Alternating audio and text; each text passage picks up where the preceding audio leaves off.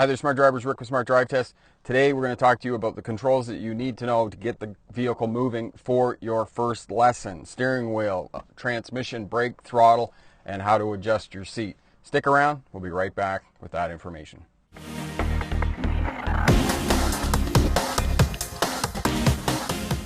Welcome back.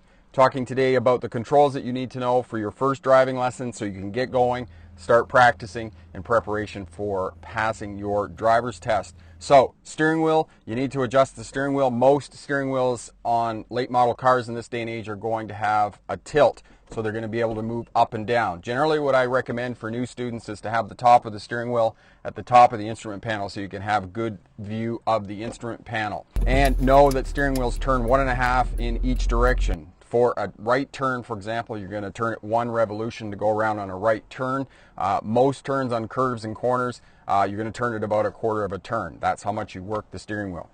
The seat, put your foot underneath the brake pedal on the floor and then adjust it so you're back and forth so you have a slight bend in the knee and you can comfortably reach the throttle and the brake. The back of the seat, adjust it forwards and backwards here. There's a lever down here so that when you put both hands on the steering wheel, you have a nice bend in the elbow here. So that's the seat. Seat belt. The seat belt comes across and pull it farther than you need it.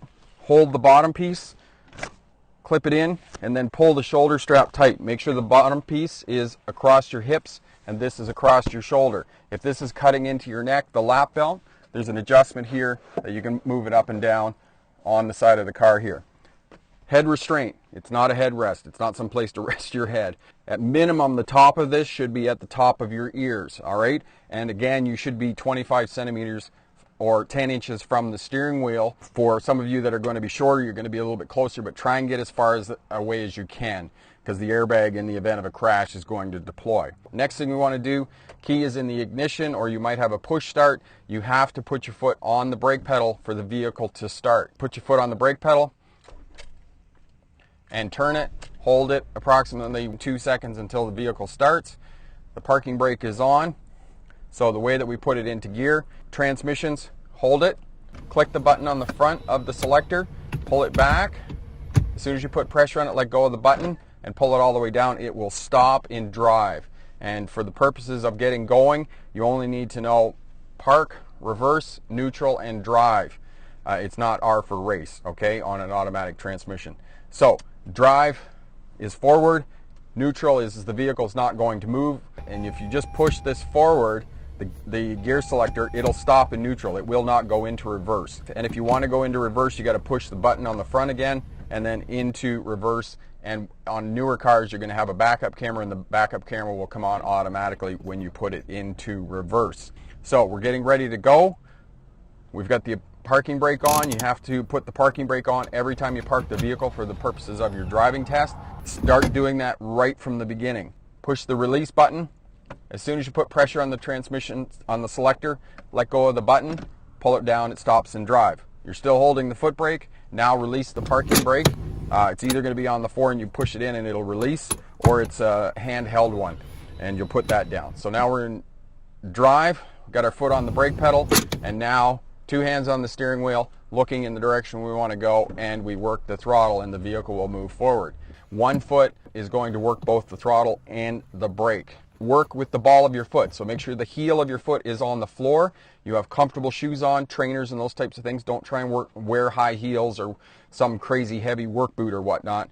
Wear trainers or running shoes, and then work the throttle with the ball of your foot or the toes, and just kind of put your toes like that and then work the throttle and have the heel on the thing. And then you don't move your heel to work the brake pedal. You just rotate your foot to the left and apply the brake pedal. So it should be pivoting on throttle with the ball of your foot, and then when you want to apply the brake, you don't lift your foot up, just move it across and apply the brake, and then back to the throttle. Okay, you cannot 2-foot drive for the purposes of a driving test. Put your foot on the brake, the vehicle will come to a stop. And the reverse for stopping, put it into park, all the way into park. You're still holding the foot brake, apply the parking brake, and now the vehicle is secure. You can turn it off.